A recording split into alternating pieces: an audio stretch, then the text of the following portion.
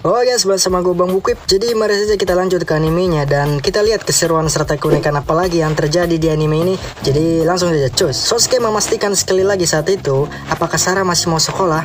Sarah sih kapan aja siap. Dia rasa itu akan seru dan menarik. Nah, sekalian aja saat ke tempat Aisaki untuk menyerahkan laporan investigasi tentang penyelidikan kasus perselingkuhan, Sosuke sempat nanya sama Aisaki, apakah ada cara agar anak yang tak punya data apa-apa masuk sekolah. Bagi Aisaki ini pertanyaan jarang.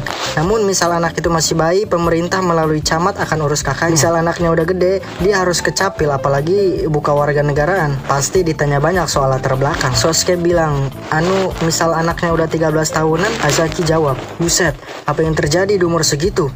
Matung. Sosuke buat perumpamaan aja, misal anak ini tuh kayak amnesia. Aisaki masih curiga. Sosuke juga dibuat bingung ya guys. Sarah juga bilang, dia nggak apa-apa kok. Lagian Sosuke nggak usah terlalu memikirkannya. Sosuke mikir, iya juga sih. Tapi kok gue kasihan anjir. Apakah Sosuke akan menggunakan orang dalam? Maksudnya secara ilegal? Kalau mereka tahu Sarah dari dunia lain kan bisa berabe urusan. Dijadiin bahan uji coba. Kalau di dunia nyata mungkin ditangkap. Di lain tempat, Aisaki terus memikirkan apa Sosuke sampai berbuat banyak untuk anak itu. Apakah ini? Asistennya bilang, bisa saja itu anaknya. Mungkin pas muda Mas Sosuke kebablasan. Bukan hal yang mustahil bagi Mas Sosuke. Daya tariknya khusus, jago olahraga, berprestasi. 今の段階で調停になった場合、二宮さんが不利になるでしょう。そうですか。 Pada kasus yang Sosuke berikan itu tadi, pelanggannya ibu ini ya guys ya. Nah, dia mau cerai sama suaminya, cuman belum ada alasan sebagai bukti.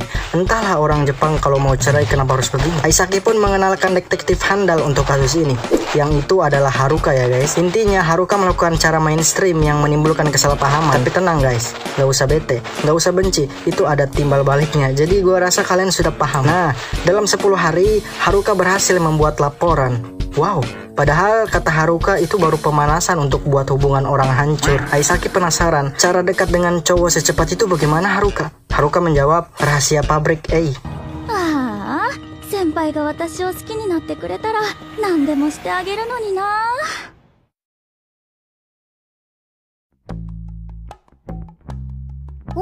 Misi Sosuke dan Sarah selanjutnya ini adalah menyelidiki suami yang kliennya ini adalah istrinya. Istrinya curiga suaminya ini ada selingkuhan. Memang agak aneh dengan ciri-ciri tingkah yang berubah. Jadi sering telat, selalu happy, saat pulang selalu membawa hadiah kue dan lainnya. Sosuke pun langsung saja gas untuk main investigasinya. Sarah sih maunya semoga aja ini bapak nggak selingkuh gitu. Sosuke bilang, ya kalau ketahuan sama kita juga bukannya itu bagus. Ya mau gimana pun semoga misi ini lancar dan ada hikmah di baliknya, oke? Sudah 3 hari berlalu dan setelah kesana kemari dengan pekerjaannya, bapak-bapak ini pergi keluar dari kota Gifu ke kota seberang. Masih belum diketahui apa yang akan terjadi. Setelah mengikuti, kok malah ke tempat balap kuda. Yang ternyata guys, bapak-bapak ini sering agak telat pulang kadang bawa oleh-oleh random dan wajahnya sesekali happy. Yang ternyata dia lagi main judi. Maksudnya taruhan dengan memilih kuda mana yang akan menang, lalu taruhan dengan uang yang dipilih. Alamak, Sarah rasa kita boleh ikut. Sosuke sempat ragu, namun Sarah meyakinkan ini kan sudah selesai. Lagian target kita nggak ada kasus selingkuh yang dia ternyata cuman lagi ngeslot. Ya udah, Sosuke apa boleh buat. Nah, untuk aturan taruhan ini ada macam-macam varian. Sosuke pun mengajarkan itu pada Sarah yang mana ada macam-macam metode dan gaya bertaruh dari ketergantungan keberuntungan dan keuntungan. Untuk varian mainstream, Sarah bisa pilih triflic ini.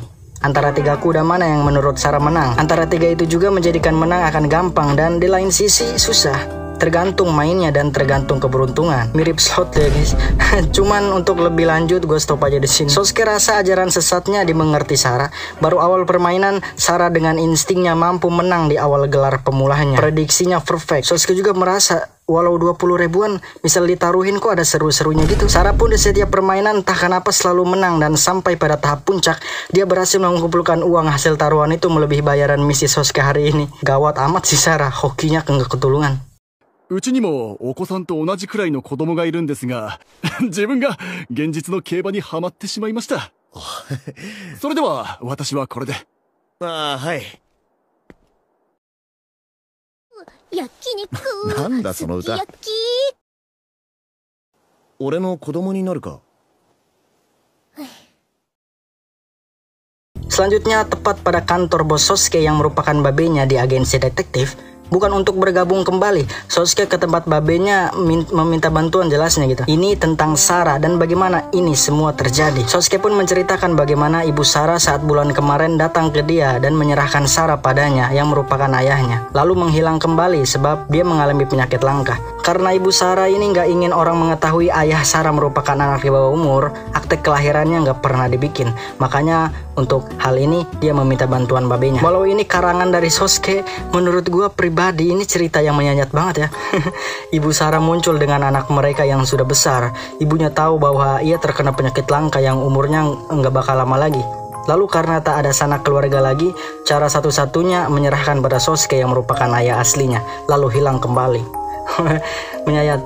Nah, babenya sih bisa-bisa aja ngebantu. Sosuke juga sangat memohon dengan tulus. Walau ini merupakan skandal bagi prinsip detektif ya guys ya, Sosuke tetap memohon. Melihat itu, babenya jadi kasihan juga. Namun info yang Sosuke kasih itu sudah diketahui merupakan kebohongan. Mata-mata babenya bilang dia melihat Sosuke dan Sarah kabur tepat saat ledakan besar di taman yang episode 1 itu ya guys ya. Lalu naik taksi. Nah dari situ entah kenapa dari jejak itu sudah buntu. Ya apa boleh buat, mau ngeles juga percuma. Sarah pun bilang kalau dia dari dunia lain. Wajarlah info tentang dirinya tak bisa kelacak. Dan lagi dengan semua itu babenya Sosuke percaya dong. Dia rasa Sarah nggak berbohong deh. Sosuke sampai yang bener aja. Intinya babenya bakal ngebantu ya guys. 話のわかるいいパパ上じゃったな。だから余計に嫌なんだよ。どういうことじゃ？所長、なんだか嬉しそうですね。俺に孫ができることになった。は？養子ではなく実子だな。はあ？私、こういうの初めてだから。安心せよ。わらわも初めてじゃ。そんなこと言われたって。Ini soal begadang pertama yang sekalian menjadi nginep bersama Sarah dan Yuna di rumah Yuna. Mereka akan maraton film 3 kerajaan yang ceritanya tentang kembali ke masa lalu. Di situ juga Sarah sempat bilang misal dia bakal bersekolah loh. Yuna heran, bukannya udah tamat karena lompat kelas di kampung? Sarah menjawab, ya, tapi apa salahnya ngulang? Yuna rasa Sarah dalam sekejap akan populer karena orangnya bersahabat gitu. Sarah juga bilang dia di kampung sebenarnya belum pernah punya teman loh satupun. Dan menurut Sarah, Yuna merupakan satu-satu temannya yang berharga. Selanjutnya saat di apartemen tepatnya rumah Noah, Livia sangat antusias memasak ya guys. Ceritanya dari bisa dia begitu karena saat makan siang tadi Noah menyiapkan tempura udang, membuat Livia mengingat rasa yang sama saat memakan belalang goreng yang mirip dengan tempura udang goreng ini. Livia rasa nggak ada salahnya membuat itu untuk Noah. Noah juga rasa mustahil menolaknya karena tempura ini merupakan makanan darurat. Andai saja tak ada belalang, dia akan kelaparan. Sebab kebanyakan makan dan sekarang mabok belalang, Noah bermimpi indah kali ini. Dia memimpikan Livia yang entah kenapa di situ menjadi penyelamat baginya saat ingin diserang. Melainkan bukan Livia di sana, tapi namanya adalah belalang sang juru selamat. Karena mimpi itulah yang membuat Noah memutuskan untuk menamai band ini begitu. Yang lain juga nggak keberatan sih. Selanjutnya adalah mengurus akta sampai identitas kakak baru. Bagi Sosuke dan Sarah berjalan lancar jaya. Dan juga ternyata Sarah masih 12 tahunan ya guys ya, bukan 13 tahunan. Jadi sekolahnya harus SD dulu. Nah tapi dia kan tadi udah janji sama Yuna mau masuk SMP bareng nanti sehabis Yuna pindah sekolah. Makanya mendengar Sarah malah masuk SD, ini seperti mempermainkan orang bukan? Dengan itulah saat mengetahui hal itu Yuna sangat marah. Dan episode pun berakhir dulu sampai sini ya guys ya. Sarah gimana sih? Namun bagaimana lagi? Dan segitu aja dulu, semoga terhibur. Maaf ya kalau gua nggak terlalu ini soalnya jangan berisik. Selamat nyatai dan selamat menunaikan sholat Idul Adha ya guys. Jangan lupa ngopi ya, begadang malamnya takbiran. Oke, sampai jumpa dulu di sini. Jangan lupa support ya guys ya, boleh like-nya juga dan jangan lupa komen sebanyak-banyaknya. Kasih request apa lagi nih pembahasan MMP lagi yang seru dan favorit serta rekomendasi yang ada di dunia gitu. Jadi jangan lupa ngopi. Semoga enjoy this video, semoga suka dan terhibur. Sekian, dadah. Gue nyatai dulu ya. Gue sempetin buat ngerekam. Hai dai. Bye bye.